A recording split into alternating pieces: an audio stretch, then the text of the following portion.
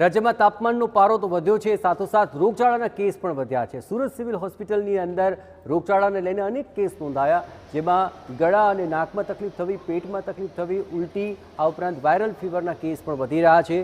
Civil સુપ્રિન્ટેન્ડન્ટે પણ જણાવ્યું છે કે આગામી દિવસોમાં હાર્ટ એટેકના કેસ પણ વધી શકે છે।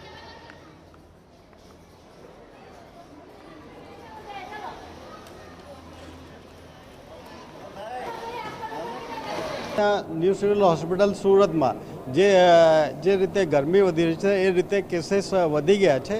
इन जनरल पहला जे केसेस हता दरेक दर दिवसे 600 जेटली ओपीडी थती हती मेडिसिननी अने ए ज 800 जेटली ओपीडी थई गई है प्रत्येक दिवसनी।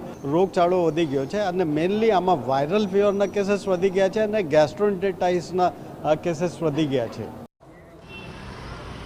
સુરત સિવિલમાં નોંધાયેલા કેસોના આંકડાઓની પણ જો વાત કરવામાં આવે તો દરરોજ સિવિલમાં 400થી વધુ ઓપીડી નોંધાયા હતી અને ઓવરઓલ માર્ચ મહિનાની જો વાત કરવામાં આવે તો 74,000થી વધુ ઓપીડીના કેસ નોંધાયા, જેમાં સૌથી વધુ મેડિસિન વિભાગના 15,000થી વધુ કેસ નોંધાયા છે। અને છેલ્લા 3 દિવસની અંદર તાપમાનનો પારો વધવાની સાથોસાથ રોગચાળાના કેસની અંદર પણ ઉત્તરોત્તર વધારો નોંધાયો છે।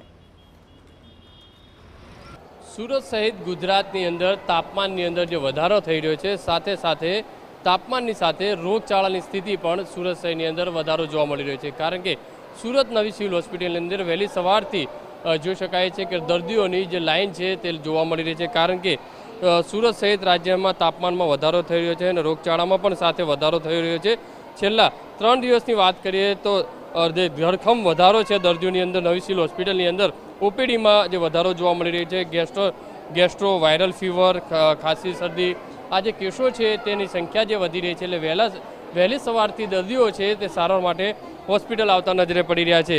ખાસ કરીને ઉનાળાની જે છે શરૂ થયો છે, ઉનાળાની અંદર ડૉક્ટર જે રીતે રિફર કરતા હોય છે કે ઉનાળાની અંદર વગર કામે લોકો બહાર ન નીકળે અને ખાસ કરીને વધુ પાણી પીવે તે માટે સલાહ છે તે આપવામાં આવતી હોય છે। અને જે નાના બાળકો છે તેને અસર વધુ જોવા મળતી હોય છે।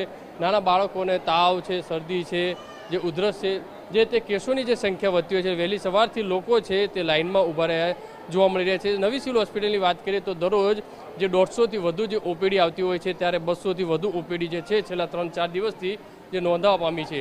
એટલે ખાસ કરીને ઉનાળાના દિવસોની અંદર લોકોએ સાવચેતી રાખવી જરૂરી રહેશે। કેમેરામેન સંજય ચંદ્ર સાથે બલદેવ સુથાર, TV9 સુરત।